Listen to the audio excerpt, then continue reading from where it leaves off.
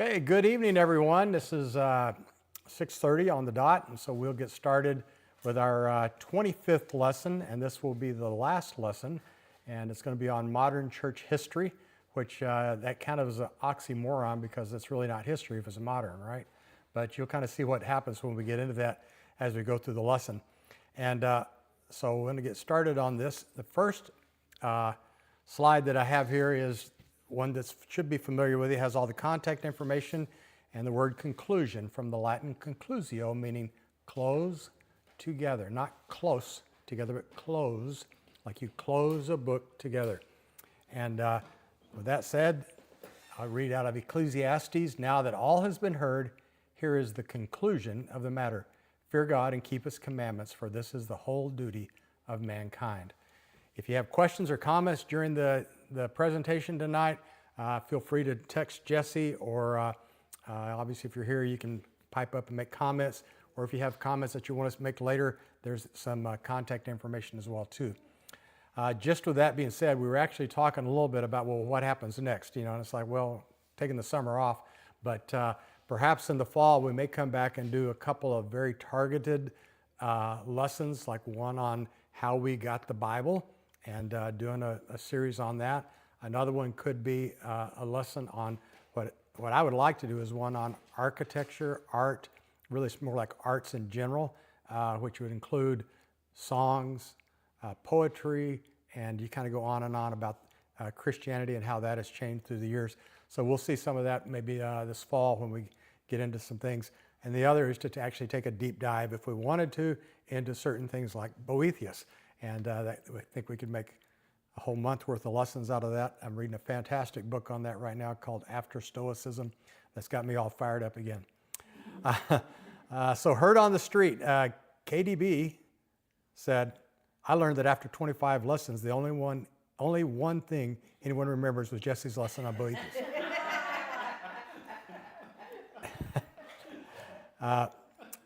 Let's see. And then SC said, final exam? What? So there was a final assignment. There is no final exam. And so we'll kind of move on with that. HD, the Wisdom of Harold. You missed the first one. Oh, KJB said Quaker oats are not made by Quakers. Fact, but we're a marketing ploy because Quakers were seen as trustworthy and had integrity. And so if you see your oats and you got Quaker oats on there, that goes all the way back to those colonial days. And the Wisdom of Harold, he says, the definition of denomination is an interesting concept.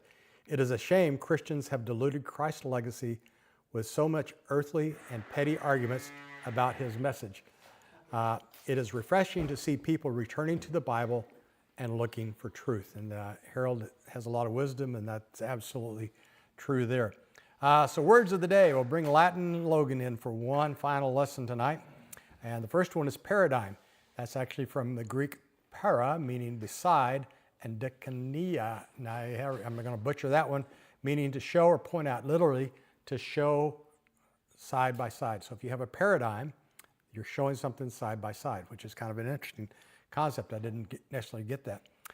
Christendom, from the Greek Christianos, meaning followers of Christ, and an English suffix dom, meaning dominion. So you're going to get the dominion of the followers of Christ. And so you would talk about the Christian kingdom, or you'd say Christendom. All right, so that's another word. And then modern, and that's from the Latin adjective modo, meaning just now, right now. So if you're talking about modern church history, it's just now. So that's kind of what we're going to get in tonight. And really what I want to do is talk about, the first one is Christendom. I want to put an extra syllable in there and talk about that, because when you look at this was when, if you go back into the Middle Ages, just for instance, and you're in Germany or England or whatever, and if you went and asked somebody, are you a Christian? They would look at you like you grew two heads, because they're going like, of course I'm a Christian. Everybody's a Christian. There were no people that weren't Christians. All right, maybe later on Muslims come in, but by and large, you were born, you were probably baptized as an infant, and you were a Christian the rest of your life. And that's the way people thought of it. And all of the Western civilization, and depending on how far back you go, even all the way through modern day Persia or Iran and up all into Russia. All that was Christendom. All right? And so you think about that. Do we live in that today? The answer is not at all. All right? So why not?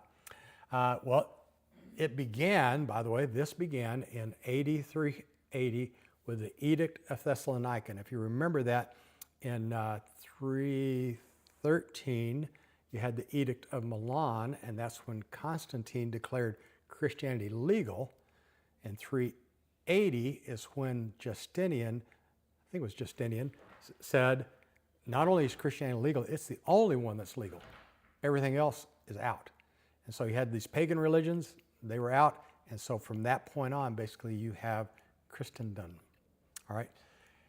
In 1905, Pope Pius X famously said the civilization of the world is Christian. And he probably was right about that at that time. That's not that long ago, 120 years ago. All right. What caused Christendom to end? I want to put an extra syllable in there. Lots of things. American, French Revolution, and other revolutions. By the way, there were lots of other revolutions that were happening at the time too. Those two were major. The American Revolution, think about that. That was part of the end of Christendom. Why? Separation of church and state. We're going to kind of get into a look at that. But that's where you're going to have that. And the French Revolution basically was throwing off the yoke of kings and kingdoms and empires. That was one of the huge, huge events that we don't lose sight of. And I know, Jesse, you've read some stuff on that, and you said that changed the world. And that both of those, I was saying, combination, were the beginning of the end of Christendom. All right. So if you get into this thing, the other is the Enlightenment. And the Enlightenment means that basically we're in a dark place. We talk about the Dark Ages, and now we've got light. And light brought in all sorts of different thoughts and its philosophy. And we want to take a look at some of that tonight and talk about how that fed into the end of Christendom. Okay, I'm going to butcher that all night. Modernity is another one, and we're going to look at that a little bit. And then it ended in, and somebody will say, I read one that said it ended in 1960s with Vatican II. And that might have been true. We're going to take a little look at that. And I would say, and a big, big factor of it is that we can't lose sight of it is we live in, some people have called it the age of information. All right. And when did that really take roots and grow? In the 1960s is when that really, you had that before that with radio and some other things like that, but with the advent of television and the growth in that period of time and movies and some other things, that really was cut at the root of a Christian world. And then postmodernity, which is a lot of people will talk about what we live in. And so you look at those kind of things and you say, okay, now I kind of got the picture of this. When it started, which was way, way, way back in Roman days, because that still would have been Roman days, 380, and it ended in, for most of the people in this room, our lifetime. All right, and you think about that, wow. And is that ring true or not? So let's talk about some of the reasons for that. And I want to hit a couple of things in here real quick. Like one of them is that we entered the age of reason.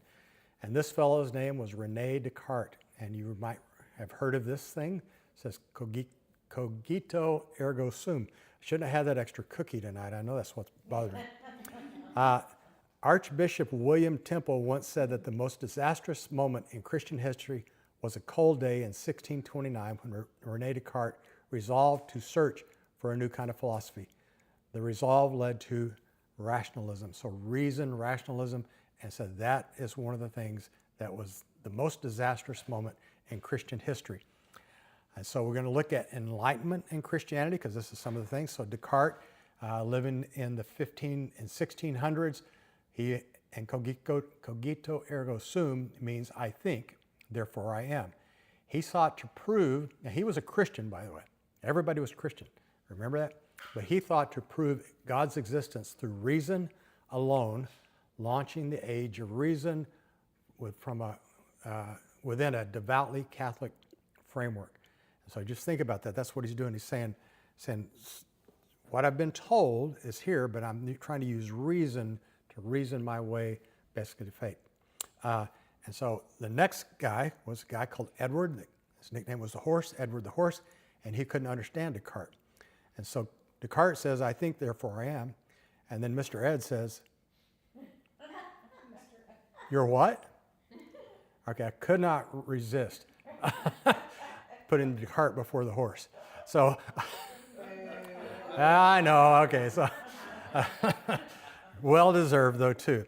I actually heard that kind of joke when I was in college, and it's just always funny. But anyway, it's one of those jokes that never gets tired. So Enlightenment and Christianity. Descartes, he said, I think, therefore I am. He tried to prove that. John Locke was another that you may have heard of. He argued this was called A Letter Concerning Toleration, 1689, that forcing belief violates the gospel itself. It laid the groundwork for religious liberty. And so we have a thing in the United States that we call freedom of religion. All right. And so basically he's saying that instead of being forced to be a Christian, all right, we have the freedom to be whatever we want. And we see that in our society today, don't we?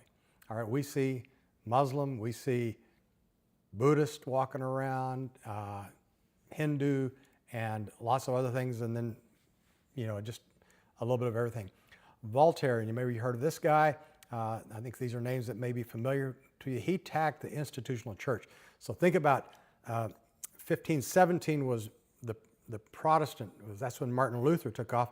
This is about 150 years after that, or even later, and he attacked the institutional church. Everybody could attack the church at that point. That's one of the things Luther did, and religious persecution. But he believed he believed in God as creator. So Voltaire, a lot of times people will call him an atheist, but he famously wrote this, and we'll look at some of his sayings. If God did not exist, it would be necessary to invent him. All right, and that's where you get into some slippery slopes on that. And I see some raised eyebrows and questions about, what about that? Well, Immanuel Kant comes on that. He wrote a book called Religion Within the Bounds of Mere Reason, and it redefined faith as a moral commitment rather than an acceptance of doctrine. All right, now think about if this is stuff that sounds like what you hear today. May not hear it from our fellowship, but you could definitely hear that from the broader thing about faith is moral commitment. It's not just acceptance of doctrine. And so that's one of the things that happened in these times, because remember, they're coming out of the dark ages and we're shining the light on things, and it's going to be all good now. His famous term was basically, and in that book he put dare to know. I'm not going to try to fix that. So the next one is Enlightenment birthed deism. And maybe you've heard of the term deism. Deism basically is a belief, and we'll kind of go through this, but it's a belief that in God created the world, and then he just let it go. All right? Doesn't do anything else. And so the first guy on this was a guy named Lord Herbert of Cherbury. He's considered the father of English deism. And in this book that he wrote, he said that he put 5 common notions of religion are knowable by reason. So now you're taking the reason and saying, now let's apply that to God. He says a supreme God exists. God ought to be worshiped. Remember, these guys are Christians, and if you're not a Christian, you could have bad things happen to you. Virtue is the chief part of worship, a little bit different. Vice requires repentance, and rewards and punishment follow death. And so what's missing from that is kind of the miraculous, the God working within society. And so that's where you get this. And a lot of people would say, well, we'll kind of get into it a little bit more. Thomas Paine, he wrote a book called Age of Reason, and he called deism the only true religion. All right, he said, belief in one God and the practice of moral virtues. God exists as creator and first cause, but does not intervene in the world. So there's no miracles, no answered prayers, nothing like that. Natural revelation basically says you observation of nature is sufficient to know God, which is going to reject Scripture, reject any prophecy, any revelation, the Trinity, church authority, all that with Thomas Paine says doesn't happen. And moral virtue is the truest form of worship. Do you see these things and how they kind of get to these places? He articulated what was known as the watchmaker argument in this book, the Trait de Metaphysique. And basically it's like God, we're like God in a watch. The watchmaker wound up the watch and he sits there and it just ticks, tick, tick, tick, tick, tick, tick, tick. And it just goes on. And that's basically what they said. And so that was the watchmaker on that. Voltaire, which I already mentioned, he was the champion of French deism. And so look at his time frame again there. So again, we're looking at time frames that even from today, it's not that long ago. All right, when was the U.S.? We're coming up on our 250th anniversary this year, right? What year is that? 1776. Yeah, it goes back to 1776. And this guy's writing at the same time that we're fighting the American Revolution. He opposed the institutional church. He opposed revealed religion in favor of natural revelation. So again, what you can observe in nature is what should be your religion, not what has been revealed, especially like through the Bible. Makes sense? All right. He was adept, and Voltaire, I'm going to read a whole bunch of quotes from him. He was one of the things that he was adept at turning the Protestant arguments against Catholicism. So the things that Luther and Calvin and all these other guys would have said against the Catholic Church, he turns them and uses those on Protestants as well. All right, and so that's one of the things about him. He used his biting wit to put forth his positions. Look at some of these.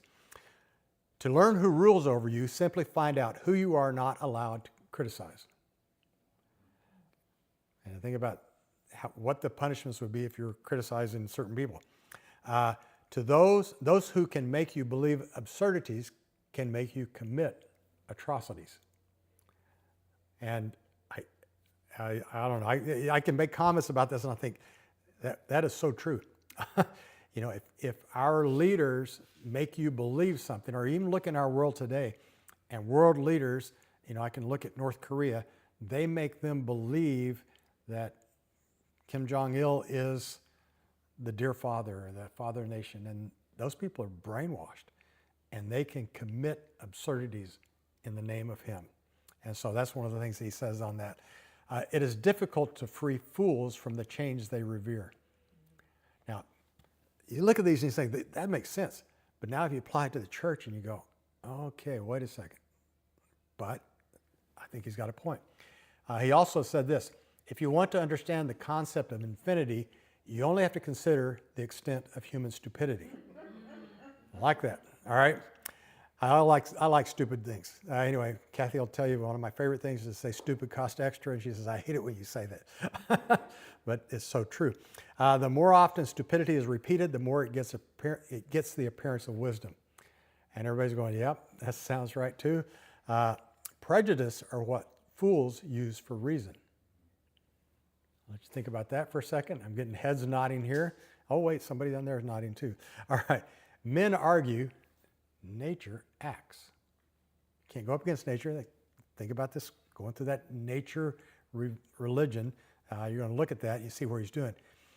It is dangerous to be right in matters where established men are wrong. Somebody got a Steve Cox. Was that Steve doing that? Okay. If God did not exist, it would be necessary to invent him. And that was kind of it. So the legacy of deism, all right, just to kind of show you how it comes down to us today.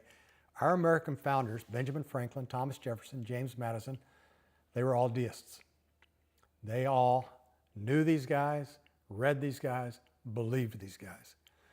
Benjamin Franklin in particular, you know, if you saw that movie, The Awakening, he and Whitefield had long discussions, and that's where Benjamin Franklin says, quit trying to make me something I'm not. And he wouldn't believe the things. You know, the one that, you know, Whitefield says, oh, you know, he made an agreement with him. He says, oh, it's an agreement made in heaven. And Ben Franklin says, or in a print shop in Philadelphia. You know, and that's kind of the way that a deist would approach those kind of things. Wouldn't believe it. And that's what I thought was interesting. Jefferson created his own Bible. So he's in the White House, believe it or not. He creates his own Bible, and what he does is he cuts out all the miracles and leaves only the moral teachings of Jesus. Because if you believe in deism, God wound it up. He doesn't move into our lives. All right. Now, what does that take away? It takes away grace, but it takes away something even more than that, the resurrection of Jesus Christ. All right? And that's where you go like, oh, okay, wait a second. I think these guys lost it. These are our founding fathers, by the way. Deism faded in the 19th century, but the ideas live on in our founding documents. Religious freedom. And we have and they even look at some of the words on it. We are endowed by our Creator, right? That's as far as it goes. Life, liberty, and the pursuit of happiness. All right. They believed in a separation of church and state. We have that in our founding documents. Modern emphasis on individual conscience over institutional authority. All right. So that's going to come back in, and we'll see that today. So these are the roots of what we have in our society today. And it fostered a secular society. And so now you got to talk about what does it mean to be a secular society. And so we'll talk about secularism in Christianity. Now, secularism, and where I first came across this, believe it or not, was in the book Shogun. And the main character, which is Richard Chamberlain in the TV series, if you ever watched that, he comes in contact with this Japanese girl, and basically she teaches him, says, you have to separate everything. And so we have this separation of different segments of our life. You have a work segment. You have a friends segment. You have a parent segment of your life. You have a, what am I missing? Friend, I said friends, church segment. Those are all separate. And so you separate those pieces of your life, all right? And what happens at work shouldn't interfere with what happens in family, and shouldn't interfere with what happens in friendship or what happens in church, and vice versa. The thing is we know that that's not true, because I've seen people that their home life is a mess and it affects what's going on in work. Sure affects their faith, all right? And you can kind of go through those things and see those things. And so that's secularism in Christianity. Comes from the word saeculum, Latin for this present age. Early Christians used that term to distinguish worldly affairs from the eternal. Now, what's interesting is that's a Christian concept. Not applied in the way you'll see it in our society, but that was applied even then. For instance, render unto Caesar what is Caesar's, and render unto God what is God's. Separate that, all right? Jesus' teaching in that established that God's kingdom and earthly government occupy separate spheres. They're secular, all right? Think about that for a second. Two kingdoms doctrine. Augustine in the City of God distinguished the city of God from the city of man. And Luther later formalized this into two realms as well too. And so you see this as kind of goes on through life. And then you have the wars of religion. So the wars of religion, basically Protestant and Catholic conflicts drove thinkers to seek peace by separating religious authority from civil authority. And that's where you get the roots of separation of church and state. And the 30-Year War, the more I read about the 30-Year War, that thing was brutal. And it was basically Protestants fighting Catholics all over Europe. Lasted, and there were millions, I think upwards of 6 million people that were killed over that period of time. One of the reasons a lot of people left to come to the United States was because they got tired of the 30-Year War and said, we're done with Protestants fighting Catholics. We're going to go over to William Penn's place where you be what you want to be. All right. Roger Williams, he was a Baptist minister who founded Rhode Island on a wall of separation. That was the first one. He argued that civil government corrupts true religion. And I think he was right. I will just tell you that church and politics are not, I'm not sure they're ever meant to be, I use the term bedfellows, but that's the term that I would say.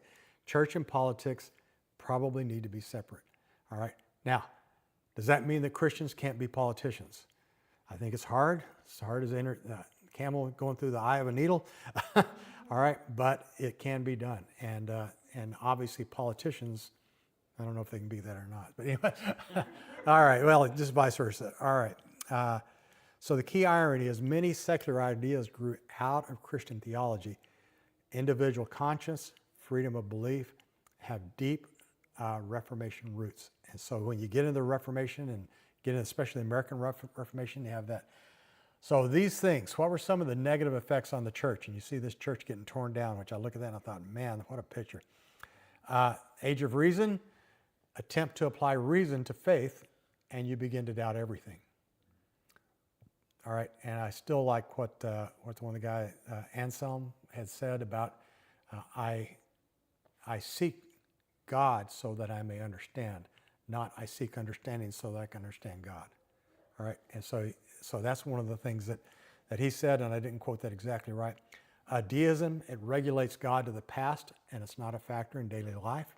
Still, we see evidence of that today. Secularism, it ultimately separated Christianity from all aspects of life. All right, and so that's why you see, what are some of our problems? I think we're too secular. All right. Now, a little bit of history. Church in the post-Reconstruction area. Now, last week we talked about leading up, and we got into the Great Awakening and the Second Great Awakening and the religious revivals. And what I didn't get into was the very next thing that happens is a civil war in our country. All right, and that was a terrible thing for our country. Not much is going on religiously during the Civil War, other than the South was saying God's on our side. The Battle Hymn of the Republic, or that was from the North, and so you had these two sides going at each other, and both of them believe they're fighting and it's a just cause and everything else like that, and we're just killing each other. It was incredibly divisive over slavery, and you can draw lines on that. I didn't get into that, but we moved past that. You go into Reconstruction, which was a period of about, I don't know, was it 17 years, 15 years, something like that. And then you get post-Reconstruction. So that's kind of one we're looking at. So what happened to the church in post-Reconstruction? You had the politicization of faith, and that goes into slavery. The major Protestant denominations fractured over slavery and loyalty to the Union. So now you have these churches, and pick whichever one you want, Methodist, Baptist, Episcopal, whatever it is, depending on where they were located, and you throw in the thing of slavery and loyalty to the Union, all right, versus states' rights, and you have a mess, and how does that enter into church? So if I believe in one thing and you believe in another, and we're trying to go to church together, that ain't going to work out too well. And it had nothing to do, I won't say nothing, it had very little to do with really matters of the faith, but it split churches. You had a rise of black churches within denominations, and we still have that today. We have you can nearly pick any denomination. I don't see as much of it anymore, but you would find denominations that would be, and we attended a church in Birmingham, Alabama, and one day we went to a singing that they were having at a black church, and there were 200 black people that belonged to our denomination, and there were 7 of us white people in there, and we sang songs and had great fellowship with them. We all believed and practiced the same thing, and that was it. But you had that separation. All right. Now, I don't see as much of that today, but maybe I'm just living under a shell too, though. You have an expansion of foreign missionary work, in particular William Carey. So this is post-Reconstruction. So now we're taking the gospel, because that spirit of the evangelism coming out of the Great Awakenings basically said we need to take the gospel every place. And so you had this gospel message going out in all sorts of different countries.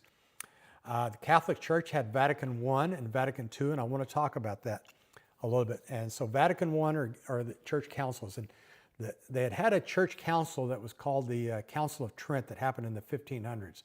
And so as we get into this thing, you'll see that they had certain things in the Council of Trent that basically condemned Protestantism and everything like that, and you move on. And so I didn't cover that when we were at that point in time, because we were really talking more about Protestantism, needing to move on from there. But now the Catholic Church needs to catch up, all right?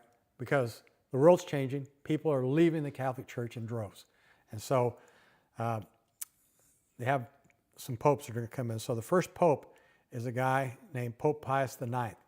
And he made this statement, "Tradition, I am tradition." And so he called Vatican I. And by the way, he is, I believe, I think this is the guy, Pope Pius, he's the longest reigning pope. He reigned for 32 years. Now, the Catholic Church, and maybe that's pretty small, but the Catholic Church will say, no, he was the second longest reigning pope. And they'll say the first one was Peter. Thing is, they can't prove that. They just say he was more than 32 years. They can't tell you anything about him being the Bishop of Rome. He went to Rome.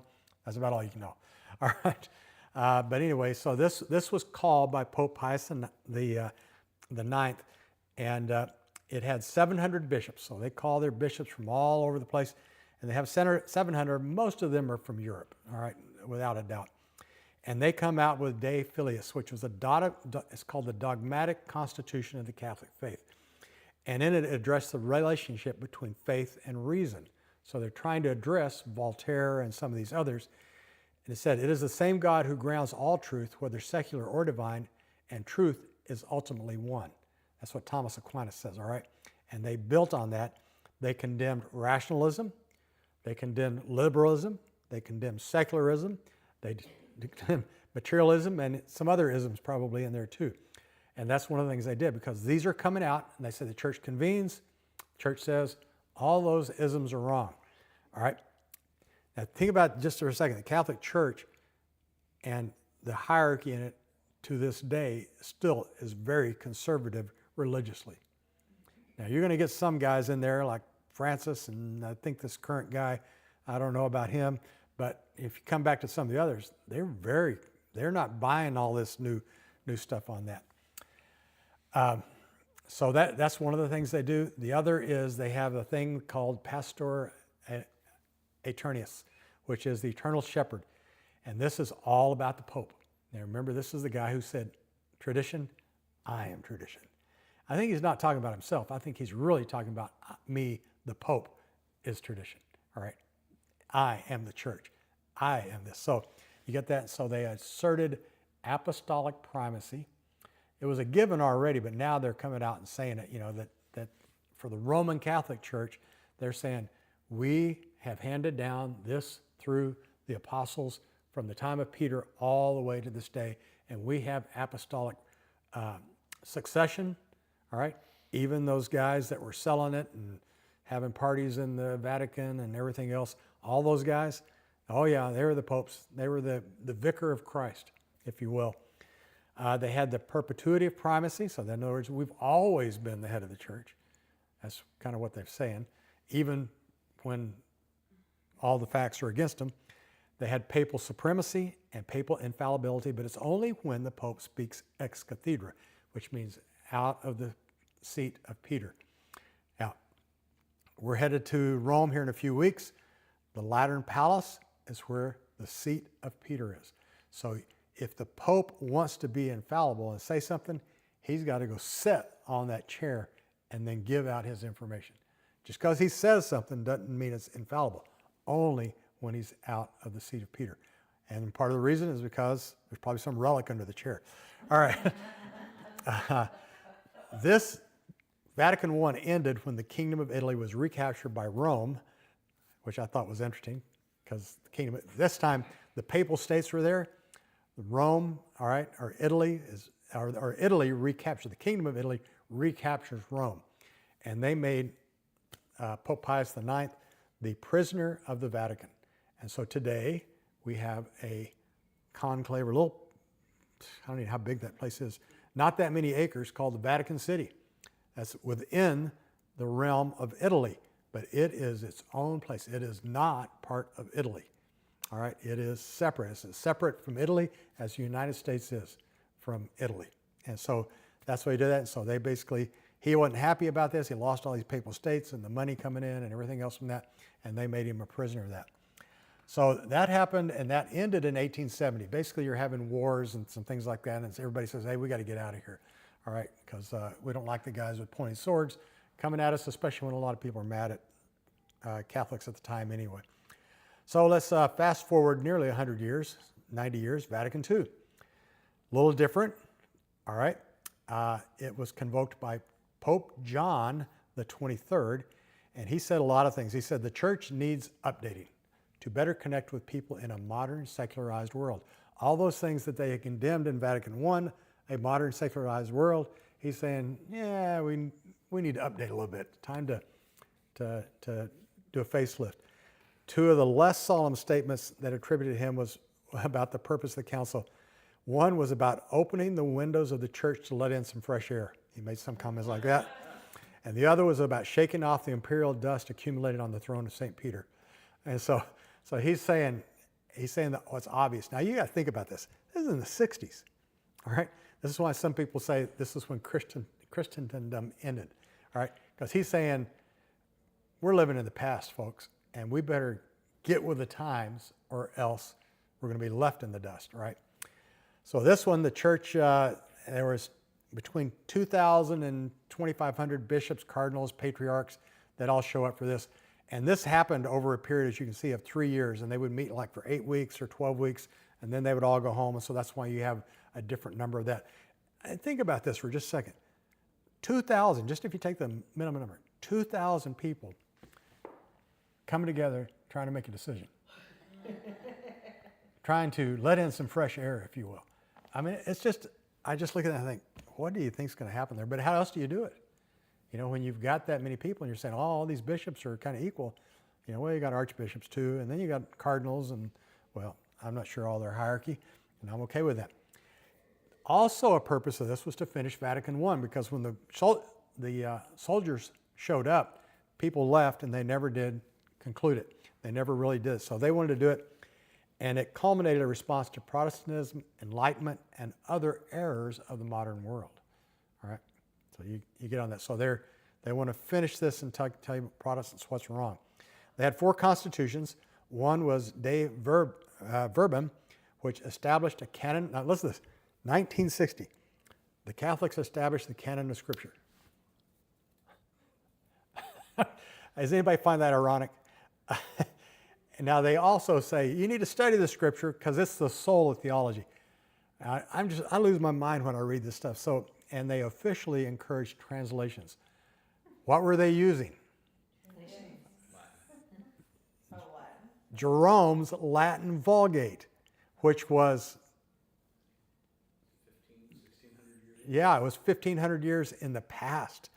Nobody could even understand it. I mean, we have a hard time understanding King James language. All right, think about how much Latin has changed, and now you got 2,000 people from all over the world.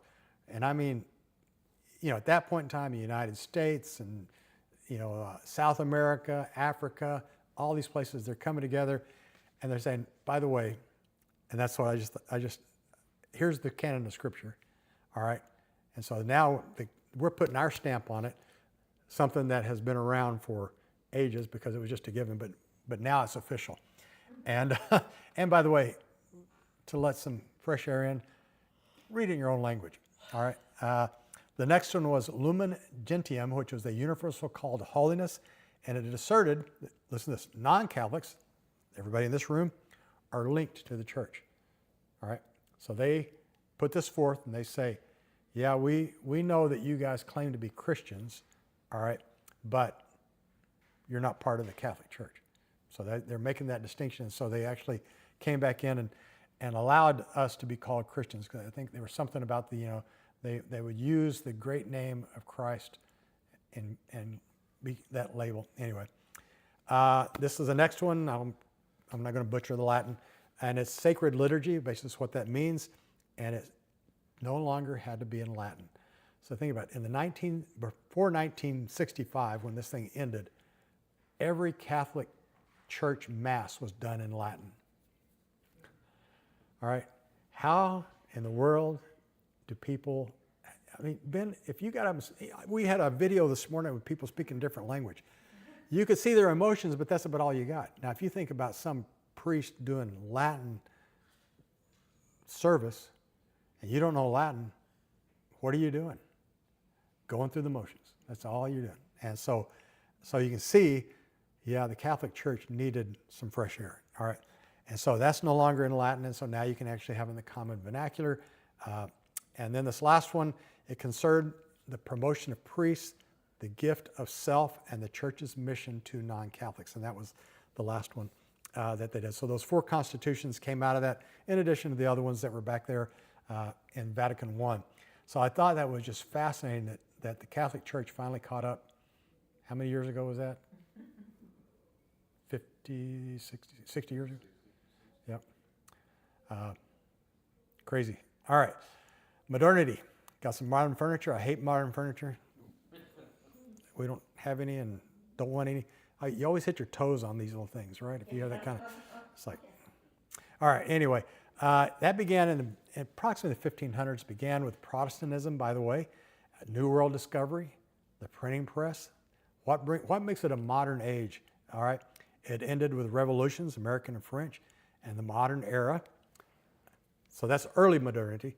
The modern era began there with the revolutions, as we would say, and then it ended on the day the music died, 1965 or 1960s, and everybody's singing the song. By the way, if you didn't know that, that is the world's most popular song. You can look it up. Go set that. Bye Bye Miss American Pie. It's crazy, but somebody will go. Some American singer will go to Japan and start singing Bye Bye Miss American Pie, and the whole crowd will join and start singing with them. Whatever. There's a whole video on that was a little bit crazy. All right, what a difference a century makes. All right. At the start of 1900, look at all some of these characters up here. You might recognize some of those. Can you guys read that right? Yeah, okay. The global population was 1.6 billion, 1900s. 126 years ago now, right? All right. The U.S. population was about 76 million. Technology, you had very limited electricity. They did have some electricity. You had some telephones, but they were all urban and they were party lines. Now, some of you might remember party lines. All right. I won't call out Mickey and Jennifer, but you know. Yeah. Oh, sorry. Anyway, horse and buggy. Transportation, predominantly, there were a few things that were coming into play in that time, but that's predominantly it. I mean, you think about if you were going to go any place, you jumped on the horse and rode to town. 1900, all right. Healthcare, high mortality and disease were rampant. You had rudimentary surgery. You did not want to get operated on in 1900 because of the way they operated was they just cut it off. Whatever the problem was, they cut it off. Germ theory was just in its infancy. They still thought all germs were carried maybe through miasma, you know, bad air, everything else like that. Some other things, education and life. Children worked in farms or factories. There was no child labor laws. There was nothing like that. Education was only limited to the wealthy and usually in an urban environment. If you were out in the sticks, you were a hick for reasons. Trade was mostly local and regional. There was some international trade, but because of distances and, you know, at that time they had steamships, but that was not, it wasn't real huge on trading. In other words, we didn't trade with China in 1900, right? Political, they had emperors, kings, and lords still in place. You had a new democracy in the United States. You had whatever, France was under dictatorship, I think, by then. The U.S. religion, 65% Protestant, 18% Catholic, 17% something else, and that something else would be like what they don't consider Protestant, which would be like Jehovah's Witnesses, Mormons, Christian Scientists, some others that are in there. 1% basically had no religious affiliation at all. All right. Oh, Jews would have been in something else too. And so that's what it's like. You just think about that picture just for a second. At the start of 2000, 100 years later, the global population has grown to 6.1 billion. All right. It kind of blows your mind about that. And the U.S. population was about 281 million. Technology, in 2000, we have smartphones. We have internet. We have video conferences. It's amazing that if I wanted to, I can video conference with my daughter-in-law in the Philippines. All right? It's only 100 years from horse and buggy days. What? The Jetsons. All right, healthcare. Think about healthcare. We have imaging. We have advanced diagnostics. We have a focus on chronic prevention. We have telemedicine. You can get on the doctor on the computer and they can see if they can figure out what's wrong with you. All right, educational life. 80% of the United States now has a high school diploma. 25% of the United States has some type of college education, completed their college education. So, man, that's 100 years. All right, trade, international and specialized. It's not only international, but we specialize. We trade in one thing, and we do it secular, right? We don't just take, I mean, when they would do international trade then, they would take a whole boatload of a whole bunch of things. Now we take a cargo load of iPhones and we ship, a million iPhones in one ship. So it's that kind of thing. So very specialized trade. Polity, we have democracies and dictators now. All right, there's a few kings and kingdoms still, but they're very, very rare. The U.S. religion, 40% Protestant, 19% Catholic, 13% something else, and then 28% they say none. See why you say Christendom ended? We are not that. Even though you look at the United States, we're still, if you include, we're still up, we're probably over 60% still some form of Christianity if you include Mormons and Jehovah's Witnesses and such. So let's look at the 20th century church, all right? That's last century, by the way, 1900s, all right? So just to what? I want to say something. Yes. Go back. I know, I'll be quick. Can you go back to the other slide? I think it's sad. Get the microphone so that people online. Yep. I think it's sad when you're looking at the two yellow U.S. religions. The percentage of Catholics have almost stayed the same. And something else has not changed that much either. It's the Protestant that has, the most dramatic change, and that changes to none. And that's really sad. Yep. Okay, so I agree with you. I will make a comment on that. The Catholic percentage on this, if you think about it just in numbers, it grew, right? If you have 18% of 76 million versus 19% of, 281 million?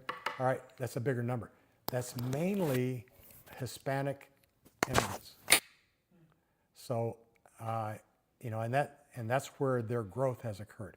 It's not in conversions necessarily. It's the immigration population has shifted, and so we've had a huge influx of people from Spanish-speaking countries that have moved, and they're by and large Catholic. All right, I know what the problem is.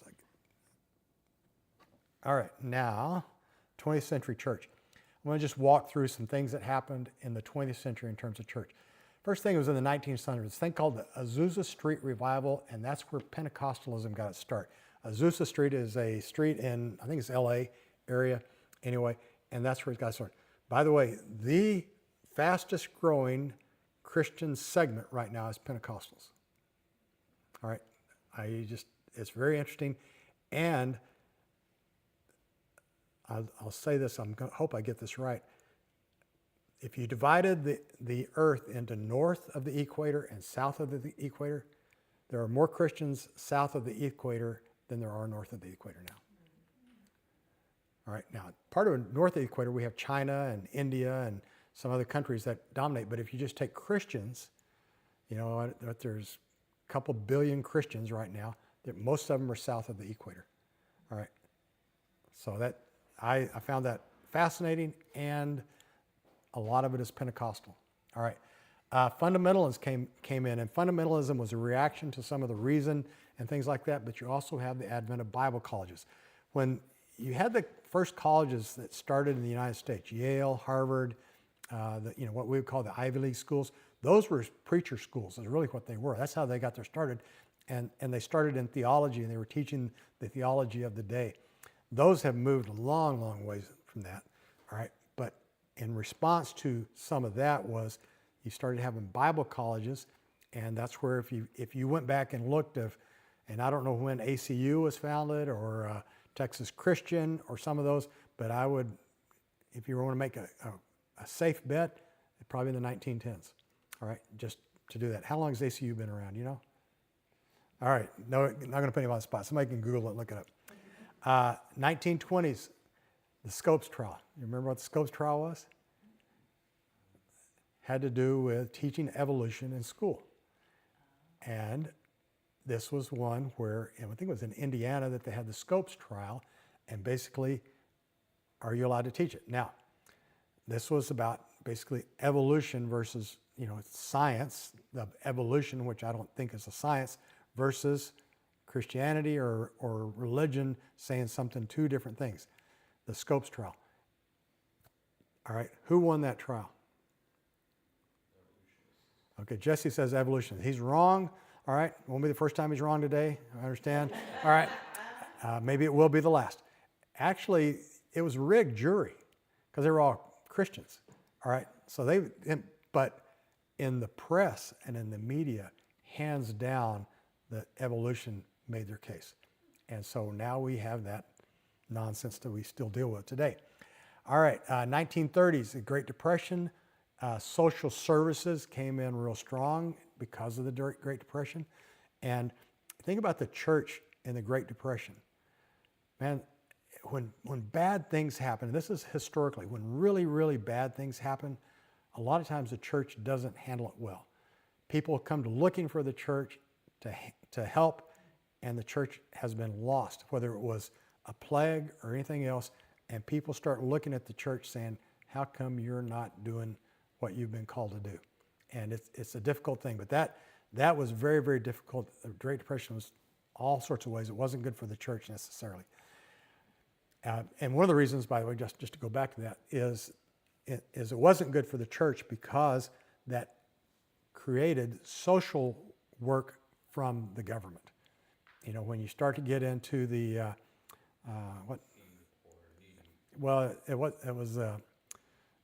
wasn't the New Deal. What was the Great Deal? I'm not getting with FDR. The Great Society was that, and they started putting in things, that the government started providing social things that in the past churches would provide them, but they was so overwhelming the churches couldn't do it. So the government had to step in and do that. 1940s, Israel became a nation. Billy Graham did his first revival in LA. And the more I read about him, you could do a whole lesson on Billy Graham. He was significant, all right? But you just, think about that. I've heard Billy Graham, not in person, but I've listened to his sermons, all right? And he was impressive. But he did his first revival, which was the first massive, lots and lots of people since the Great Awakening that showed up, or even the Second Great Awakening, so hundreds of years. 1950s, the Civil Rights Movement, all right? Martin Luther King Jr. and some other things start going on in there. Billy Graham crusades in England. He had a weeks-long crusades that had over 2 million people attend. All right, that's how big of a deal Billy Graham was, including Winston Churchill went to one of the Billy Graham crusades, which was a little thing that you can question somebody on. Televangelism started in the 1950s. It's going to go big in the 60s whenever that happens, and you can just think about your favorite televangelist. All right. 1960s, there was a company called Contemporary Christian Music that began putting out, how do you want to say it, influenced by rock music. They started putting out, there's a guy named Keith Green, which is probably the father of that, and started putting out Christian contemporary music. All right, and that started in the 60s. Vatican II happened in the 60s. We've already talked about that. 1970s, the New International Version was published. All right, and before that, people were using King James predominantly, and the New American Standard, which is it's a really good version, by the way, New American Standard. But when the NIV came out, people started reading the Bible even more because it was, again, brought up to the current vernacular. Still, I use it today. All right. The Willow Creek Community Church was the first mega church. All right. And when you talk about a mega church, you're talking about more than, I don't know how many people, put your number on there, 1,000. Let's just say it's more than 1,000 or more than 2,000. Today we have churches of 20, 30, 40,000 people.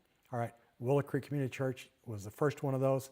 Multiple services. I mean, you're just doing things like that. That was unheard of a lot of times before even the 70s. You just think about this. Now we're getting into things that people start remembering some of this.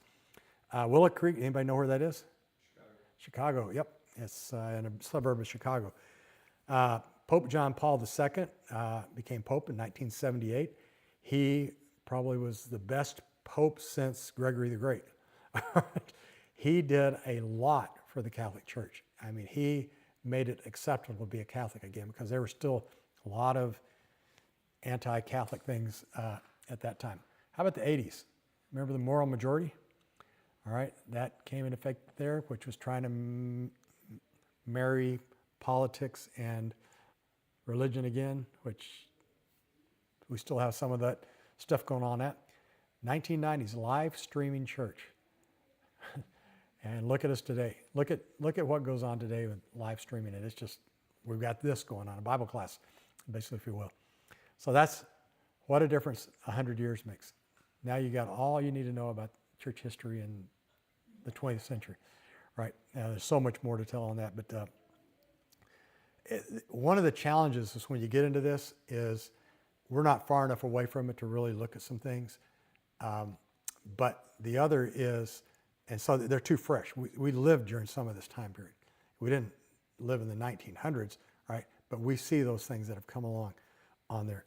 So let's talk about modernity then, all right? How am I doing on time? Ooh, I am, got to smoke. Let me just skip modernity. It basically, you're gonna recognize it. I would just hit these things real quick. It emphasized, modernity was this period of time, it emphasized progressive thoughts, science, education, they have the answers, rational governance, all those kind of things like that. It was forward-looking, universal truths, it was innovating things and breaking from tradition. It wanted to push the boundaries on things. We're going to make things better, all right? It was the pursuit of an objective truth. This is where all of our arguments, man, I'm in the generation that does this. You have grand narratives on things that promote social systems with clear hierarchies, highlights the subjective nature of knowledge and how it impacts the church. It forced a paradigm shift. That was one of our words, remember? Beliefs that scientific advancements challenged held beliefs. In other words, what's the age of the earth? And so through science, you go back and start doing all these carbon datings and everything else. You say the earth is 20 million years old. Where the Bible, if you try to date it from the Bible, they say it's like 6,000 or 5,000 years old. Evolution. So that's one of so the science, the advance of science challenged a lot of those beliefs during this period of time. Mission and the role of society, it was replaced by social programs and parachurch organizations. So this is modernity. So we're moving away from the church and other organizations are taking on what were traditionally church roles. Church practices, the influence of music, teaching, some of the other things of modernity, authority, critical scholarship was yielding to a liberal Christian theology. And so you had a reassessment of past ideas and norms. We're looking past and going, I don't think they had that right back there. Okay. Created, which is interesting enough, it created more need of faith. The more you tried to use science and everything else, the more you really needed faith. All right, which is kind of I still go back to God owns science too. We live in what's called postmodernity. It grew out of these 20th century changes. So you have globalization, the world wars, 1, 2, Cold War, COVID, all right, these societal changes, political polarization. You look at our mess that we have now, technology. We have readily available information and misinformation, right? So that's where we live today. Some concepts, relativity of truth, embrace pluralism and diversity. You have irony and self-reliance about things, all right? And I would love to get into this. You question authority, the idea that one perspective is superior to others. And what does that do to the church? The church is allowing for multiple interpretations of Scripture and theology. All right? And so you see that even, and when I talk about the church, I'm talking about all over the place, right? The big church. Even though I think it even affects us in some ways. Faith is expressed through shared experiences, storytelling, and relational engagement. Core beliefs are understood in more contextual ways. We have an adapting worship style, leadership roles, social engagement. As with any age, the church has challenges to deal with. I mean, the church, you just look at transgender issues, sexuality issues, some things like that. We have issues that we're still dealing with today. We live in this environment which challenges things, and that's it. History will tell our story, both good and bad. All right, so what did we learn? This has been rewarding. As we get into this part of this thing, people have responded, and there have been some great things that people have said, and we'll get to this thing. We have about 5 more slides, and so if you need to go, you have my permission if you want to come back and watch it later, but I do want to get through this thing. What did we learn over the last 25 lessons back since we started this thing in August? Augustine was a surprise, going from a heathen to a Christian. I don't like John Calvin and think he did more harm than good. I didn't know that Henry VIII didn't like Martin Luther. The idea of, do we tear down pagan temples, has given me pause to think. It is really amazing that so many denominations came together to form our country. That is amazing. St. Augustine was and is the quintessential extra-biblical Christian. About Boethius, the cornerstone of modern educational methods. Now, I want to say one thing about Boethius. I would thank Jesse again for doing a lesson on that. And I only took written comments, by the way. So if you verbally told me something, probably didn't make this list. All right, and lots of people said things about Boethius. So kudos to Jesse, but also kudos to learning something new about Boethius. I've enjoyed that part as well too. What did we learn? Constantinople was the center of the civilized world for many ages, centuries, millennia. The Inquisition was started because of a crusade against other Christians. Somebody didn't know that, they learned that. How the church broke in two between East and West, where various denominations originated. My education failed to mention most of this stuff. I agree with that, mine too. It amazes me that there is even still a church given how many humans messed it up. We stand on the shoulders of so many that have gone before us. Icons aren't just on my own phone. Crazy stuff that. Theology doesn't save you. That was free. And I love, who made that comment. Anyway, I love that comment, and so I put that in there. The importance of Martin Luther and other religious leaders. The timeline and parallel back to the beginning of the church with the secular world. They're talking about, well, I'll let you interpret these things. I won't be able to pronounce the names of any of the rulers.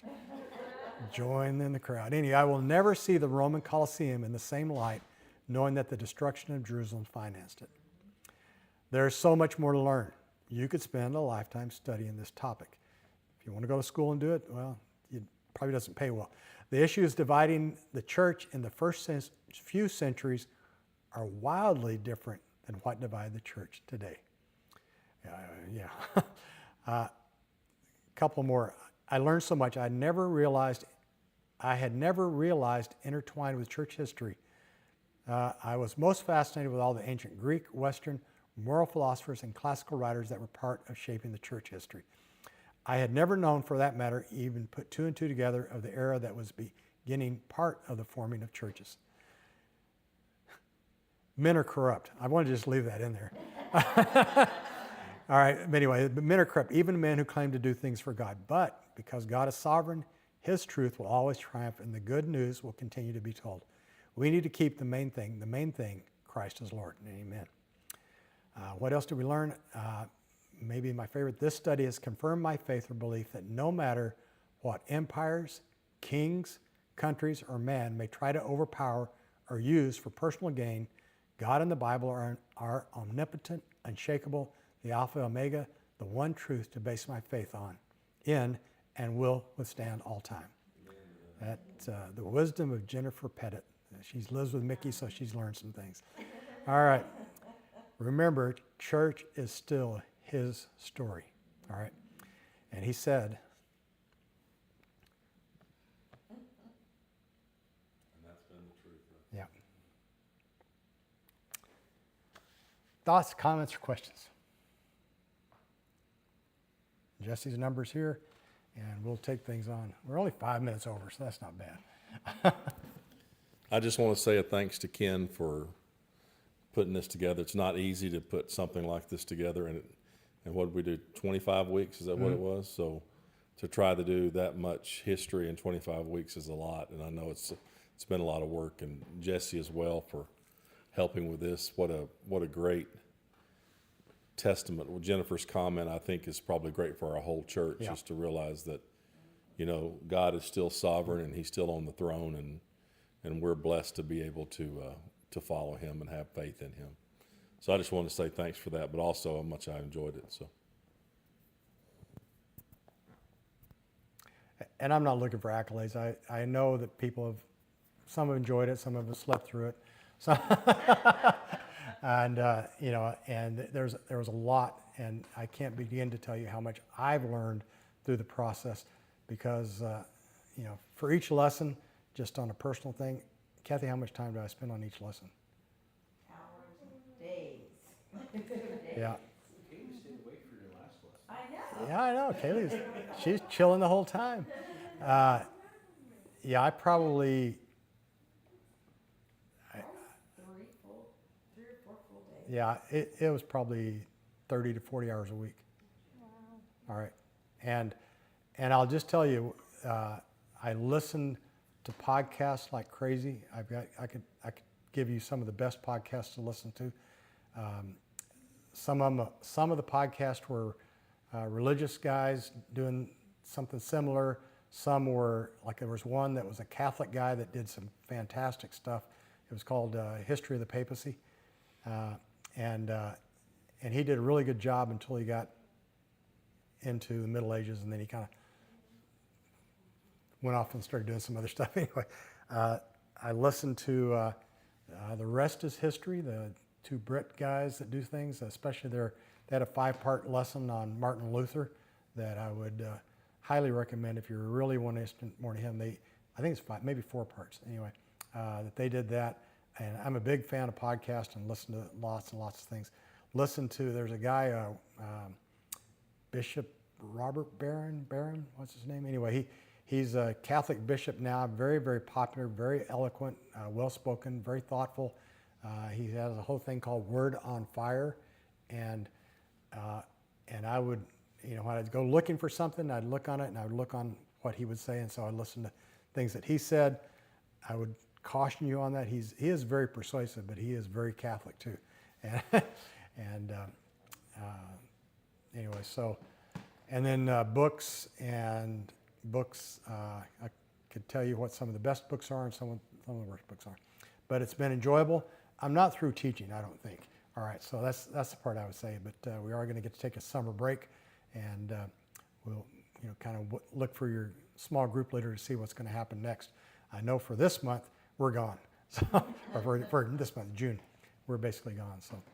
Anyway, so with that, I'll sign off, and God's blessings to everyone. Was there any comments online? Okay. All right. Thanks.